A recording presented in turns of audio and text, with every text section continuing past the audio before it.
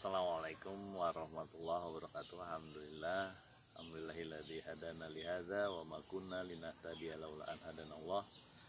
Asyhadu an la ilaha illallah wa asyhadu anna Muhammadan abduhu wa rasuluhu la nabiyya ba'da. Allahumma shalli wa sallim wa barik ala sayyidina Muhammadin wa ala alihi wa sahbihi ajmain. Amma ba'd.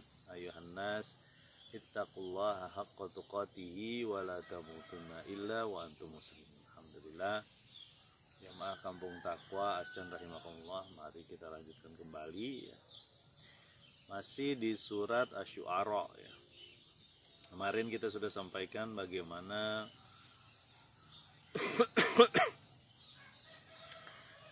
ciri-ciri kaum Nabi Hud, yaitu kaum Ad yang berlomba-lomba untuk mendirikan bangunan di tanah yang tinggi ya. Buat tanda bagi mereka, buat pamer kekuasaan dan Novia Magelang nama tetap berjuang di pendidikan anak-anak usia dini ya, mudah-mudahan tetap di jalan Allah Subhanahu Wa Taala. Jadi kita kembali lagi bahwa Nabi Hud mempunyai kaum yang suka membuat tanda-tanda di tempat-tempat tinggi. Saya menduga, ini dugaan saya, perkiraan saya itu model-model villa atau menara-menara khususnya. Dan itu hanya untuk bermain-main, untuk kaum Ad. Gak cuma itu, dia juga punya ciri lain. Kaum Ad ini apa? Kaum Ad suka membuat benteng, ya. Dibuat benteng, itulah ciri-ciri orang-orang yang mereka juga takut kehidupannya itu bisa terganggu dengan yang lain. Ada tambahan lagi, apa tambahannya? Yaitu suka menyiksa dengan siksaan yang bengis, ya, yang keras, yang kejam.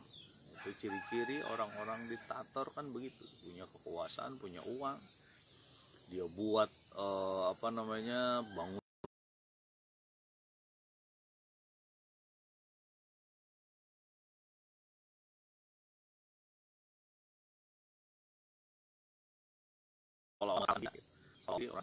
dan itu yang diseru oleh Nabi Hud supaya diingatkan kembali lagi, itu nikmat Allah yang berikan, jangan dipergunakan untuk hal-hal yang tidak benar ya.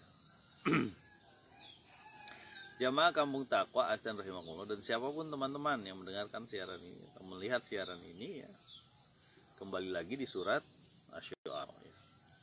Kita masuk di ayat yang ke 131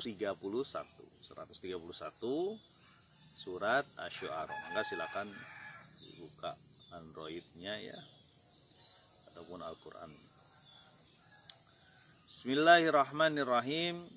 Fattaqullaha wa ati'un, maka takutlah, bertakwalah engkau kepada Allah dan taatilah aku, kata Hud ya. Jadi ketika disampaikan oleh Hud bahwa kamu tuh punya ciri-ciri kayak gini ya, mestinya nikmat Allah dipakai untuk hal yang benar ya, hal yang membawa dia lebih dekat kepada Allah Subhanahu Wa Taala, ini malah menjauh ya. Punya duit, punya apa, dibuat bangunan-bangunan untuk tanda-tanda dia ya. Bahkan itu cuma buat bermain-main saja, saling mengagung-agungkan. Wah, saya di bukit ini, saya ada di gunung ini. Coba lihat dari jauh tuh, kelihatan tuh. Kayak gitu. Jadi betapa uangnya disia-siakan, hartanya disia-siakan. Yang mestinya dia pakai untuk sedekah, dia pakai untuk kehidupan dia dengan lebih baik, ini malah disia-siakan ya.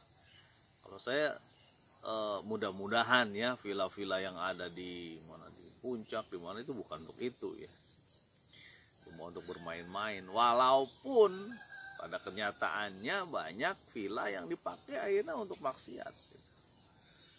Ya, sama sebenarnya itu model-model kayak hotel itu kan sulit itu untuk. Tapi saya pernah waktu dulu ke Sumedang ya, ke arah Jatinangor kalau nggak salah. Saya ditanya tuh, saya sama istri ditanya, Bapak suami istri kan gitu ditanyanya. Ya benar, ini istri saya lagi hamil, saya bilang. Lihat aja KTP-nya sama gitu. Alamat. Itu bagus tuh ada hotel yang menjaga kayak gitu tuh. Karena hotel, villa itu kan rawan dari ya perzinahan lah, banyak kejadian kan. Seorang anggota legislatif ditemukan di sini bersama dengan teman wanita, wah macam-macam lah. Jadi kembali lagi ini kasusnya Nabi Hud, kaumnya diingatkan, ayo fattaqullah, maka bertakwalah engkau pada Allah. Ingat lagi gitu, jangan kau sia-siakan uang kamu tuh, jangan diboros-boroskan. Kemudian jangan buat tempat-tempat yang berusaha dibangun yang biar keren, biar ini ya namanya bangunan kan udah selesai begitu aja. Ya, manfaatnya apa gitu. Ya. Maka nikmat Allah yang diberikan jangan sampai berubah menjadi laknat dari Allah Subhanahu wa taala. Itu jangan sampai terjadi. Jemaah kampung takwa, astagfirullahaladzim. Makanya Nabi Hud itu bilang, fattaqullaha wa atiun, ikutilah aku, ikutilah jalan Rasul, ikutilah jalan Allah Subhanahu wa taala. Ya.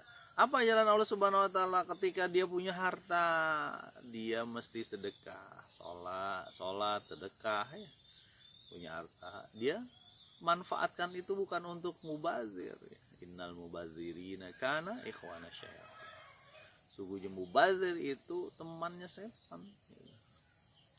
Setan kan keluar dari mana? Dari surga kan. Dia sia-siakan kesempatan itu. Kesempatan untuk dekat dengan Allah, mendapatkan nikmat. Ini disia-siakan. Nah, itu banyak tuh kejadian kayak gitu. Ya, yang mubazir.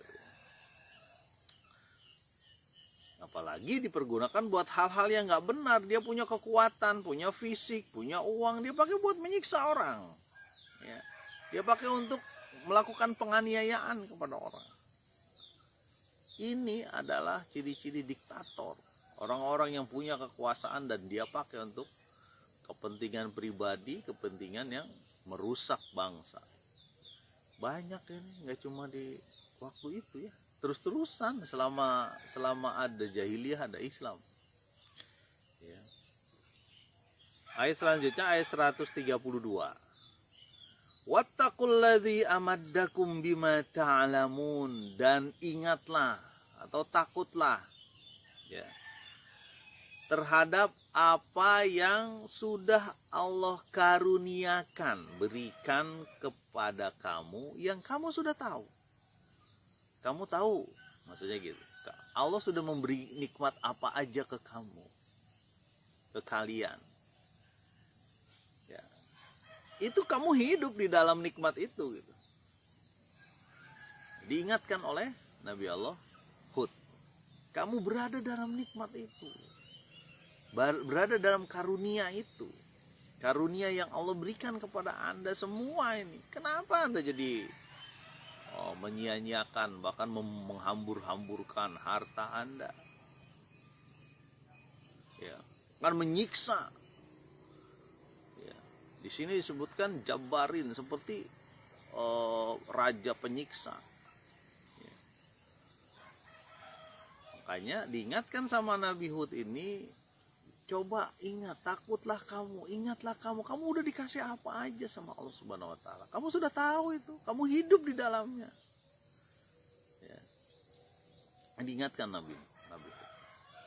Nah, kemudian apa yang dilakukan Nabi Hud dirinci lagi setelah itu, sedikit tentang nikmat yang diberikan Allah. Ini bahasa dari bahasa Nabi Hud untuk dari yang umum menuju yang khusus gitu. Yang umum adalah nikmat Allah secara umum. Ini diberikan lagi khusus nih, beberapa nikmat yang diberikan sama Allah Subhanahu wa taala kepada kaum Ad ya, kaumnya Nabi Hud. Ayat 133, amaddakum bima an'ami wa banin, yang sudah memberi karunia kepadamu, kata Nabi Hud, bi an'am, dengan an'am, dengan ternak, dengan peternakan, wa banin, dan anak-anak. Nah, ini nikmat yang diberikan punya ternak. Dan itu nggak cuma waktu itu, hingga sekarang yang akan datang, ternak itu juga merupakan kenikmatan. Dan itu bisa dibangga-banggakan. Punya kambing berapa? Punya sapi berapa? Ayam ada berapa? Onta ada berapa? Ikan ada berapa? Contoh. Bahkan binatang langka ada berapa? Ada binatang yang khusus ya. Makan aja lebih besar, lebih berat dibanding makan manusia gitu. Dibuat peliharaan. Itu ternak. Punya peternakan itu nikmat. Nah, permasalahannya dia mau zakat gak dengan peternakan itu? Dia mau bersyukur gak dengan itu? Itu aja masalahnya. Nah, berarti ada permasalahan di kaum Ad ketika dia dikaruniai peternakan, karuniai ternak, karuniai hewan, karuniai kuda tunggangan, karuniai onta, dikaruniai kambing, ayam dan sebagainya, ikan. Ya. Amaddakum bi an'am, dengan an'am yang pertama punya ternak. Yang kedua wabanin, dan anak-anak. Anak-anak termasuk anak buah. Ya. Punya banyak anak itu juga karunia.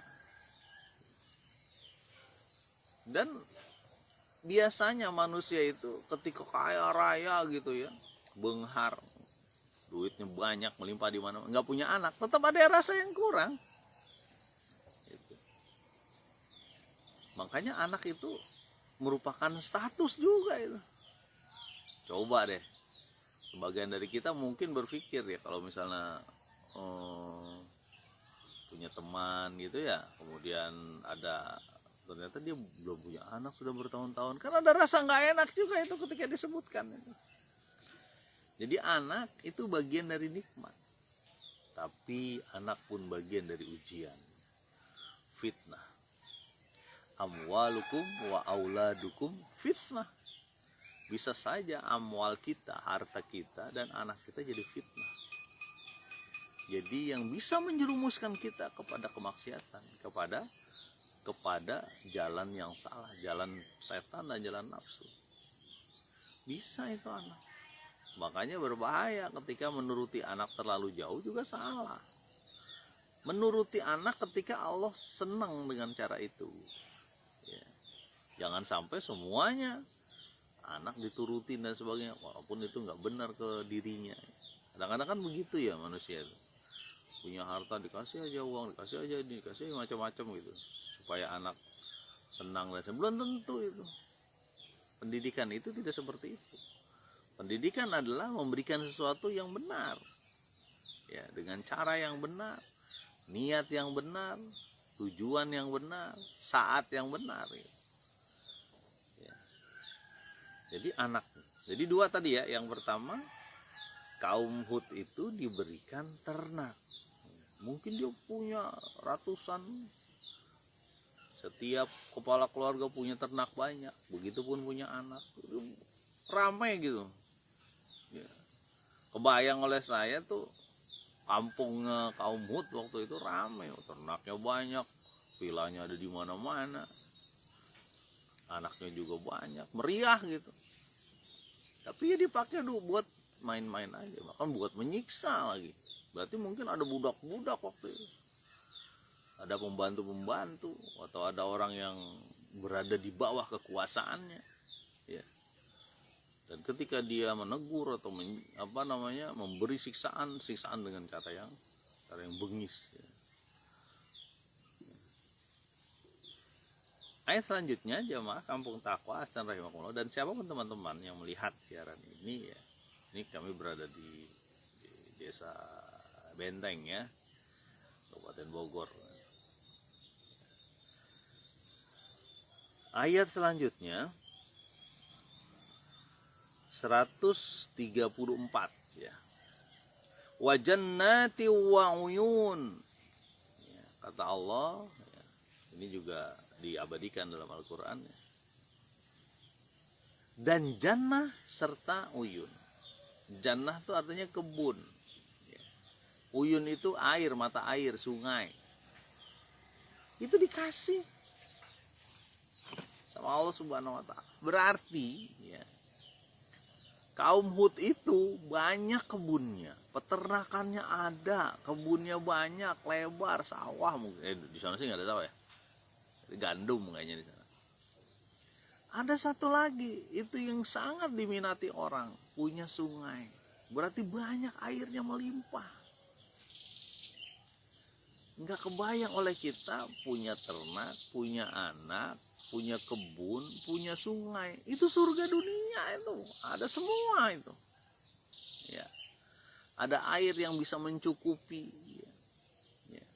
Karena tahu bahwa air adalah kebutuhan pokok manusia. Wa ja'alna minal ma min kulli hayyin syai'. Dan kami jadikan dari air segala sesuatu yang hidup. Ya. Itu jadi sumber kehidupan. Ada uyun itu apa? Mata air ataupun air itu sendiri atau sungai aja. Terbayang oleh kita betapa makmurnya kampung ini. Makanya di ayat lain disebut fakafarat bi an'umillah. Maka dia ingkar terhadap nikmat dari Allah. Repot itu. Ketika dia ingkar terhadap nikmat Allah, ya dia pakai nikmatnya untuk kegiatan yang nggak benar, menyia-nyiakan harta. Ya, tadi kita sampaikan, berarti dia tidak memanusiakan orang, ya, menyiksa dengan cara kejam. Kita pikir mungkin harta yang banyak ini bisa mengekalkan kita, ya, sampai buat benteng dan sebagainya. Ya, yang mengekalkan kita adalah amal. Yang bisa disebut-sebut manusia itu amalnya. Tahu banyak nih para pahlawan, ulama, ya, orang-orang yang berjuang di jalan Allah disebut-sebut hingga hari ini. Kenapa? Karena amalnya. Jadi dia kekal secara nama, dia kekal. Itulah kekekalan yang abadi. Kekekalan di mana dia bersandar pada Allah Subhanahu wa taala. Sandarannya kukuh, yaitu Allah Subhanahu wa taala. Nah kalau ini nilai-nilai duniawi yang disandarnya, wah hebat, bangunannya bagus-bagus, ya. Ternaknya banyak, kebunnya lebar, hasil terus, air tersedia mengalir di mana-mana, wah surga banget. Jamaah kampung Taqwa dan rahimakumullah. Ini diingatkan ini. Sebenarnya nikmat-nikmat ini ada di mana-mana, termasuk di tempat yang teman-teman sedang mendengarkan siaran ini. Benar gak? Iya sama aja. Allah memberikan ada ternak, punya hewan, memberikan kebun, ya. Memberikan ada sungai-sungai mengalir, punya anak. Ini nikmat yang berulang terus dan ada di mana-mana. Permasalahannya adalah kita pakai ya nikmat itu sesuai dengan cara Allah Subhanahu wa taala. Ini yang dikhawatirkan Nabi Hud kepada kaumnya, kaum Ad. Sudah terlalu, sudah berlebihan, sudah lebay penggunaan nikmat yang diberikan dari Allah kepada mereka, sudah lebay, sudah berlebihan. Ya. Apakah dia zakat di untanya atau apakah dia zakat di sapinya, kita nggak tahu. Yang jelas itu ada nikmat yang Allah berikan. Dan jamaah kampung Taqwa dan rahimakumullah, agak gatel dikit. Ada nyamuk lah. Ini kebun. Wah ini kebun tuh nikmat Allah juga. Jangan sampai kebun ini dipakai untuk yang nggak benar. Jadi, nah di ujung ayatnya di 135 ini, ya, tadi saya ditulisin di situ 134. Ini kayaknya pas kalau ditambah dengan satu ayat lagi. Apa kata Nabi Hud? Ya. Di ayat 135, inni akhafu alaikum azaba yaumin azim. Sesungguhnya aku takut kamu semua tertimpa azab di hari yang besar, hari yang mengagetkan. Nah, Nabi Hud itu saudara, dia takut, dia kasihan.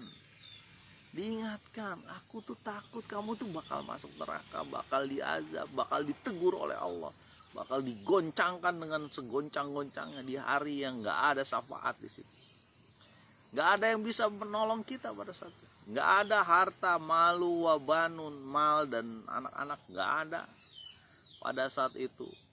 Ya, hilang semuanya. Orang menyusui juga hilang. Anaknya tahu kemana, melepaskan susuannya, saking dahsyatnya hari itu. Ya. Ada zilzal, ada goncangan. Ya. Yang waktu itu sudah tidak ada lagi, udah nggak ada fungsinya lagi tuh villa, udah nggak ada fungsinya lagi bangunan-bangunan tinggi, udah nggak ada fungsinya lagi dia punya anak, punya peternakan, ya, punya kebun sawah, nggak ada fungsinya lagi. Ya. Nah ini sebenarnya ingatan Nabi Hud ini ditujukan juga buat kita manusia. Ini Al-Quran kan way of life, jalan hidup manusia, disampaikan terus. Kenapa? Berulang. Orang diberi nikmat gak mau syukur, masih maksiat aja. Ya, diberi nikmat malah masih maksiat, itu masalahnya. Ya, coba Abu Jahal itu semuanya dia punya. Pintar, iya dia pintar. Abu Jahal itu bukan berarti dia bodoh, bapak bodoh, bukan, dia pintar. Orang dia tahu makna la ilaha illallah, dia tahu. Makanya dia pakai strategi semampu mungkin untuk mencegah orang yang menyebarkan la ilaha illallah. Semuanya dia punya, harta dia punya. Setiap tahun orang pergi haji dia ngurus. Ya. Berapa? Kayak sekarang aja orang pergi haji banyak yang ngurus. Dan banyak harta yang berputar tuh di haji itu. Ada juga yang mempergunakan nggak benar tuh, naudzubillah. Ya, harta orang dititipkan ke satu lembaga lalu dipakai dengan cara yang nggak benar. Itu bukan cuma satu. Bisa saja lembaga, bisa saja negara. Putaran ekonomi dari haji itu luar biasa. 2 juta orang yang menumplak-blak di satu kota. Datang dari seluruh penjuru dunia dengan warna muka, oleh-oleh, pakaian, macam-macam, makanan. Jadi pusat Islam dari dulu itu, pusat manusia lah dari dulu. Sejak zaman Nabi Ibrahim itu berkutat terus di situ. Betapa banyak pundi-pundi uang Abu Jahal. Kira-kira ini ceritanya begitu. Sama aja dengan orang-orang yang diberi nikmat dimanapun. Dia dapat harta, dia dapat ternak, dia dapat sungai, dia dapat anak-anak. Tapi harta ini membuat apa? Membuat dia terpesona dan lalai. Itu masalah. Dia lupa akan ada azab, akan ada hari di mana azim, hari yang besar, di mana dia diminta pertanggungjawabannya. Tsumalatus alunna yauma idzin anin na'im. Ente itu bakal ditanya. Ditanya apa? Kenikmatan yang dikasih ke ente. Kita nih handphone nih. Ini kita pada pakai handphone ya. Nanti ditanya sama Allah. Arfan, Anda nih dulu tuh dapat handphone dari mana ya? Oh, saya dari ini. Anda tahu gak di situ uangnya dari mana? Itu ditanya tuh. Oh iya begini. Terus dipakai buat apa handphone? Ditanya lagi. Baju Anda dapat dari mana baju nih? Oh, saya dari ini. Dipakai buat apa baju? Uang. Kenikmatan kan uang itu. Dengan uang banyak dibeli kenikmatan. Bahkan ada orang yang menukar imannya dengan uang. Ditukar imannya dengan uang. Ada satu kisah itu namanya Surokoh. Surokoh itu orang yang mau mengambil harta gara-gara ingin menangkap Nabi waktu itu. Namanya Surokoh. Singkat ceritanya, Surokoh ini pengen nangkep Nabi karena dia tergiur oleh harta yang diberikan kaum Quraisy kalau dapat Nabi, berapa unta gitu, ratusan unta gitu. Tapi ketika mendekati Nabi, dia terperosok terus ininya kudanya. Akhirnya di terperosok yang ketiga dia bilang, "Wahai Muhammad, saya Surokoh, saya ingin menangkap Anda. Kemudian saya taubatlah," kira-kira begitulah. Kemudian gimana cara saya ini jangan sampai kuda saya terperosok terus? Ya udah, kalau ada orang yang ini, lakukan apa cara kamu lah. Ada Suraqah kalau ada orang Quraisy lagi jadi, di sini nggak ada gitu dia ngomong, gitulah kira-kira. Itu namanya Suraqah. Itu asal nama apa? Serakah ya. Gitu ya, memang kata Nabi SAW, perut manusia itu pengen segalanya kecuali tanah, artinya udah mati. Kalau dia punya emas di satu gunung, dia minta lagi di gunung yang lain, nggak habis-habis ya. Nabi SAW ketika sholat langsung pergi, ketika selesai assalamualaikum dia langsung pergi, langsung balik ke rumahnya. Nabi entah berapa lama balik lagi Nabi ke situ, zikir atau apa. Setelah itu sahabat nanya, wahai Nabi, kenapa engkau setelah sholat tumben itu langsung balik gitu? Iya, saya ingat di rumah masih ada emas ya, jangan sampai emas itu terus-terusan di rumah gitu, saya suruh bagiin gitu.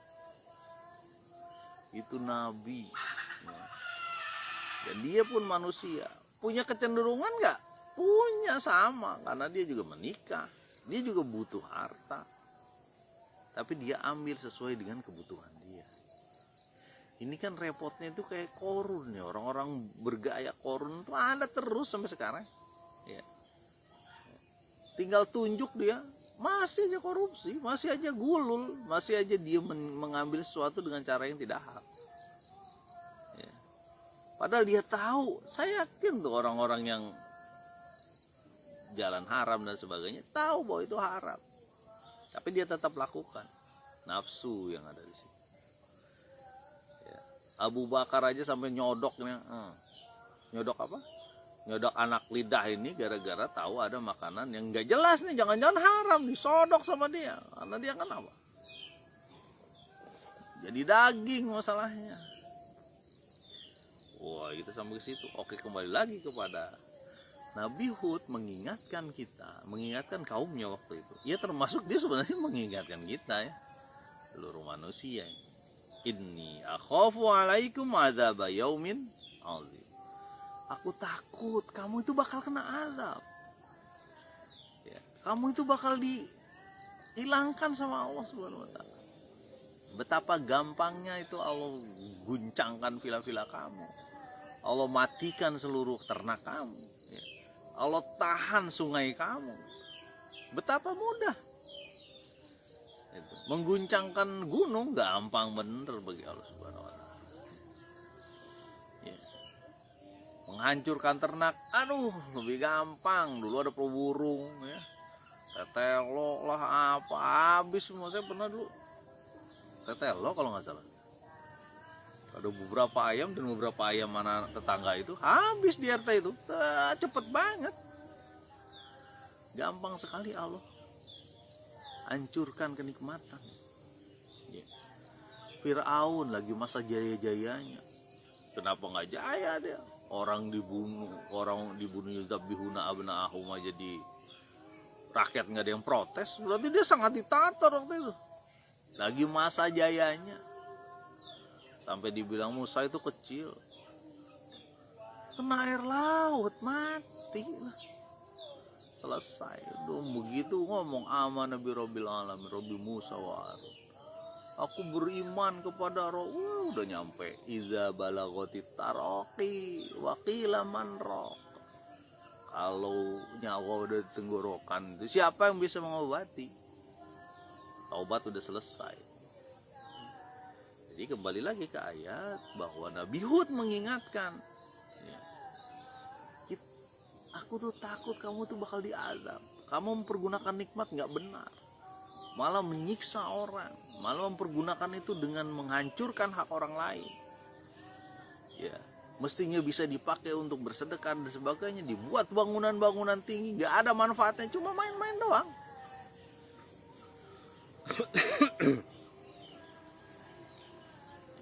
Nanti Allah akan tanya semua nikmat, termasuk nikmat kita sekarang hari ini, detik kita hari ini, nanti Allah tanya.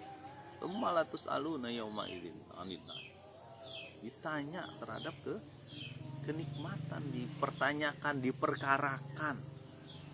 Apalagi kasusnya kaum Ad ya. Mungkin sebagian dari kita, enggak, saya nggak menyiksa, saya nggak ini. Tapi Anda korupsi. Anda mengambil 1 juta misalnya, satu orang mengambil dengan cara yang nggak benar. 1 juta rupiah. 1 juta rupiah itu sebagian keluarga ada yang punya gaji 1 juta.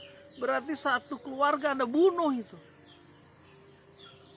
Satu keluarga Anda bunuh kalau Anda mengambil hak orang 1 juta rupiah misalnya. Akan kecil 1 juta. Iya, tapi bisa buat makan orang. Jangan salah. Kecil atau tidak sama saja. Kalau itu jalan yang haram, jangan dipakai. Ya.